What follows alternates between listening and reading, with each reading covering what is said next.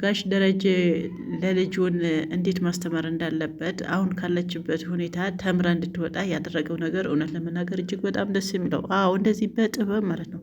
በጥበብ ከሆኑ ሁሉም ነገሮች ይስተካከሉ ይስተካከላሉ። አዎ አሁን ልጁ እውነት ለመናገር ያው እናንተም እኔም ሁላችንም የሞተ መስሎናል። ነገር ግን ልጁ አልሞተም እና ያው ሄቪ እንድትፈራ ከዚህ ነገር እንድትወጣ ይህ የጋሽ ደረጀ ጥበብ ነው ማለት ነው። ጥበብ ሲጠራችሁ እንደዚህ ነው የሚጠራችሁ። ልጃችሁን ስታስተምሩ እንደዚህ በጥበብ ማስተማር አለባችሁ ማለት ነው። ሌላ ልጁ ሞቶ ምናምን ብላችሁ የምታወሩ ሰምቼ ያለውና ልጁ ምንም እንዳልሆነ ነው ምነግራችሁ። አይደለም ለመሞት ያው ራስ ምታትም አልነካውም፣ አልሞተም። ግን ይህ የጋሽ ደረጀ ጥበብ ነው ማለት ነው። አዎ አንዳንዴ ሰውን ጥበብ በጥበብ የማይገዛው ነገር የለም። እንደ ቢምቢ ካለ ደግሞ ያው ዱላም አለ ማለት ነው። ስለዚህ ይህ ነገር ከዚህ እንድትወጣ ልጁ እንደ ሞተ አስመስሎ እንደ ቀበረ አስመስሎ ነው እንጂ እውነት ለመናገር አንሞተም። ይህ ሁላችሁም እንድታውቁ። ሰላም አለይኩም ወራህመቱላሂ ወበረካቱ። ሰላም ጤና ይስጥልኝ ውድና የተከበራችሁ ቻናል ቤተሰቦች እንዴት ናችሁ? ሰላም ናችሁ? በያላችሁ በሰላማችሁ ይብዛ አለን መተናል ማለት ነው። እንዴት ናቸው? የዚህ ቻናል አዲስ ናቸው፣ ሰብስክሪፕሽን ላይክ እያደረጋችሁ አብራችሁን ሆኑ ማለት ነው። እንግዲህ እኔ ሁሌም ጋሽ ደረጀ ያሳዝነኝ ነበርና እውነት ያሳዝናል። አንዳንዴ ያው ሰው ያደረገው ነገር በማወቅም ይሁን ባለማወቅ በተለይ ያው ሳያቅ ያደረገው ነገር ከኋላ ብዙ መዘዞች እንዲያመጣ ወይም ደግሞ እንዲያመጣ ሳያቅ እንደ ቀልድ የሚፈጽመው ነገር አለ እና ከኋላ ግን ብዙ ስህተቶች ይዘው ይመጣሉ። አሁን ጋሽ ደረጀ በሰላም ጉዳይ አይታችኋል። ከሚስቱም ያለመጣላት ሌላ ደግሞ ከሰላም እንደምናውቀው ዳጣም የሱ ልጅ ናት። አሁንም የተወለደው የሱ ልጅ ነው ማለት ነው። ስለዚህ ሰላምንም ማጣት አይፈልግም። ደግሞ ከዛችኛው ሚስቱ ደግሞ ለምን እንደደበቃትም ሊነግራት አይፈልግም። እና በቃ ይሄን ነገር ስህተት ነው ብዬ አምናለሁ። ለምን ስህተት እንደሆነ ታውቃላችሁ? እሺ በቅርቡ እንትና ዱባይ ከሄደች በኋላ ከሰላምን ምን ብሎ ተልከስክሶ ይኸው አሁን አዲሱ ልጅ ያን ባይል ከሰከስ ኖሮ እንደዚህ ግራ አይገባውም ነበር ማለት ነው። አሁን ያለበት ሁኔታ እውነት ለመናገር ምስቅልቅል ይወጣ ነው እና አንዳንዴ ያው ራሱን ለማጥፋት ይሞክራል። ያለበት ከሚስቱን ራሱ አይን ለማየት የሚያፍርበት ጊዜ አለና ግራ ግብት ያለው ጊዜ ነው። እንግዲህ ያው አንዳንዴ ላሰባችሁት ነገር ወደ ገደል የሚከታችሁ አሁን ሰውዬ ከሚስቱን ከልጆቹም አስባችሁታል። ይሄ ነገር የእውነት እቺ ሴትዮዋ አምና ቢሆን ኑሮ ልጆቹም ደግሞ ይሄን አምኑ። ግን አሁን ዳጣ ጉዷን አልሰማችም። እንግዲህ ግን እስካሁን ታግሳለች። የዳጣም ደግሞ ሰላም እናቷን መሆኗን ያው ብትታወቅ ወይም ደግሞ ቢነገራት የተሻለ ነው ማለት ነው። አሪፍ አይደል? አዎ እንደኔ አሪፍ ነው። እስካሁን ይበቃታል ማለት ነው። ምንም ቢሆን ያው ይሰማታል እኮ ምንም ቢደረግላት የሆነ ይነግራታል፣ እሷ ባታውቅም ማለት ነው። ስለዚህ ይህ ነገር እስካሁን ይበቃልና እናንተ መታብዙት አታረዛዝሙት። እዛው አታንክባሉት። ያው እየነገራችሁ ለማለፍ ሞክሩ። አሁን አስባችኋል ዳጣ በአሁን ባለችበት ሁኔታ ይሄ ልጅ ራሱ ሄቪ ገድለዋለች ሲባል እንዴት እንደደነገጠች። አሁን ሰላም እናቷ መሆኑን ቢነገራት አሁን ይህን ጓደኛዋ ካጠገቧ አለ። እውነት ለመናገር ያው ከኋላ ሌላ ነገር ከላመጣ ማለት ነው ብዙ ደስታ ነው። እና አንዳንዴ ሰዎች ብዙ ጊዜ ሲሰቃያሉ ይኖራሉ እና አንድ ጊዜ ያው ይፈረጃቸዋል ማለት ነው።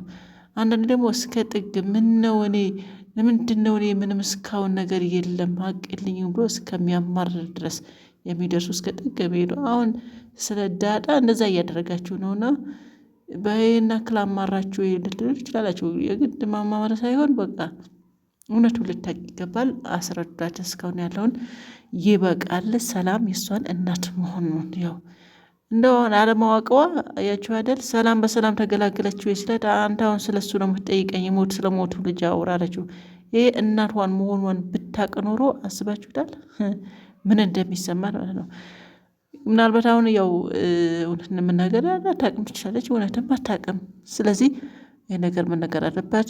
ጋሽ ደረጀ ደግሞ ያው ራስን ከማለበት እንደዚህ በጥበብ በሆነው መንገድ ጥበብ ሲጠራችሁ እንደ ጋሽ ደረጀ ነውና ማንም ሳይጎዳ ልጃቸውን እንድትማር አሁን ካለችበት ሁኔታ እንትን እያሉ ነውና ዳጣ ብትደነግጥም እጅ ምስኪን ልጅ ያው እንዴት ብላ ነው ሰው ህይወት ብታጠፋ የሚል እንትን ነው መሰለኝ በጣም ነግዳለች። ስለምንም ሊወራ አትፈልግም። ይሄ ትልቅ አጀንዳ ነው። በእርግጥ አዎ ትልቅ አጀንዳ ነው። ታዲያ ሰው ዝም ብሎ በቀላሉ ሲሞት አስባችኋል? በዛው ደግሞ በአንድ ግለሰብ ማለት ነው። እኔ ያሳስባት እንደገና እህቴ ትታሰራለች ወይ ወይኔ እህቴ ልትታሰር ነው ወይ? እህሏ ግን የሷ ምንም ቦታ የላትም እንዳያችሁት ነው። አስባችሁታል? ግን አንዳንዶቹ ልባቸው ቀና የዋዎቹ ደግሞ ምንም ቢደረጉ ያው እህት ነችና እሷን የእህቷን አስባ እዚህ ጋር ደግሞ እጅግ በጣም ያሳዘነች ማለት ነው። አዎ ሄቪ ምን አለ እንደሷ እህትነቷን ብትል ወይኔ እህቴ ልታሰር ነው ያለች። እሷ ደግሞ እህትነቷን ሞር ብትነግራት ብታቀርባት ባትሰድባት ብታንቋሽሻት ከናት ያለችውን እንትን ባትላት የእውነት ሁለቷን ቢሆኑ አስባችሁታል? ግን ምንም እንደምታደርገት እያወቀች አሁን እህቷን መታሰር አሳስቧታል ማለት ነው። ዳጣ ሰው ማለት እንደዛ ነው። አሁን እንደዛ ነገር ስለዚህ ልጁ ያው አልሞተም ለማለት ያህል ነው። ሊሞትም አይችልም መሞትም የለበትም ማለት ነው። አዎ ዝም ብሎ ለመሸወድ ነው። ይሄ ጋሽ ደረጀ ሲስተም ነው ማለት ነው። አያችሁ ሲስተም በሲስተም ሲጠቀም ማለት ነው ምንም ነገር። ስለዚህ አሁን እቺ ልጅ ምንድነው የሚወጣው? አሁን ታስራለች። ያው ለማስፈራራት ነው። በእርግጥ አታስርም ምንም አትልም። ምናልባት አንድ ሁለት ቀን ደሬ ራሱ ካሰራት እንጂ ያው ፖሊስ በእርግጠኝነት አይወስዳትም ማለት ነው። እንደው ጋሽ ደረጃ ያደረገው ነገር እውነት ለመናገር ያው ሲታይ በጣም ጥሩ ነገር ነው ያደረገ። እኔ ተሰማምቶኛል። አንቺ ተሰማማሽ የማልተሰማማሽ ልታመጪ ነው የምልም አይጠፋም። ቢሆንም ግን እኔ ተሰማምቶኛል። በዚሁ ይቀጥል ማለት ነው። ያው ጥሩ እንትኖች አሉ። አንዳንዴ ቸኮለ አሁን ባለፈው ቸኮለ ገመድ ይዘ ራስ ልታጠፋ ነበር ወይስ ልጅ ያኔ ራስ አልጠፋ እንደዚህ ጥበብ አይጠፉም ይመጡ ነበረ። ስለዚህ አንዳንድ አሁን በአሁኑ ግን ቢቀንስም ግን ራሳችሁ የምትለው በጣም ውስብስብ ጉዳይ ውስጥ ገብታችሁ በውስብስብ ህይወት ላይ ገብታችሁ ሪል ይሄ ድራማ ነው ይባላል። በሬ ደግሞ ራሳችሁ እንደምትባሉ እንደው በውሳ ቀንሷል እንጂ እኔ ራሴን አጠፋ ነው እንደዚህ ላይ ከተረጋገጠ ሲስተም አይጠፋም። ልክ እንገዳሽ ደረጀ ማለት ነው። ስለዚህ አንድ ራሳችሁ ካጠፋችሁ ኦልሬዲ አጥፍታችኋል። ተመልሶ የሚመጣ ነገር ስለሌለ በእንደዚህ አይነት ነገር ውሳኔ ከመስጠት ቆም ብሎ ማሰቡ ደረጀም ገመዳ መጣ መናረ እኔ ታስፈልግ መጨረሻ ላይ ልጁን ለማሰር ወይም ደግሞ ለማስፈራራት ግን ራሴ ማጠፋ ይሻለኛል ብሎ ነበር በሰዓቱ። ግን እንኳን መላጠፋም አየ ከጊዜ በኋላ ጥበብ ከእውቀት ጋር ሲመጣ ነው በየትኛው መንገድ እንዴት መወጣት እንዳለበት እውነታው ነገር ያው ሲስተም ይመጣል። እንኳንም ያኔ ራስን አላጠፋህም ለማለት ያህል ነው ማለት ነው። ሌላ በስተመጨረሻ አሁን የምለው ያው ዳጣ እናቷን ማወቅ አለባት። እስካሁን ታግሳለች፣ ይበቃታል። ያው መታገስም ብዙ ጥሩ አይደለም ማለት ነው እውነት ለመናገር። ስለዚህ ከእናቷ ጋር አያስተዋውቋት ማለት ነው። አዎ በዚህ ዘጋለሁኝ።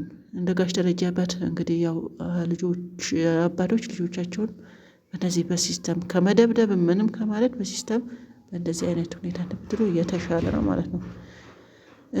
ሌላው ያው ሁሌም እንደምለው ያው ባለፈው እንደያየነው ስለ ሀና የጠፋችው ልጅ ወይም ደግሞ የታገተችው ልጅ የማን ላይ እስካሁን አሁንም መረጃው በጣም የሆነ ድብስብስ የሆነ አንድም ሰው ትክክለኛ መድረሳ ምንድነው መረጃ ሊያመጣ አልቻለም።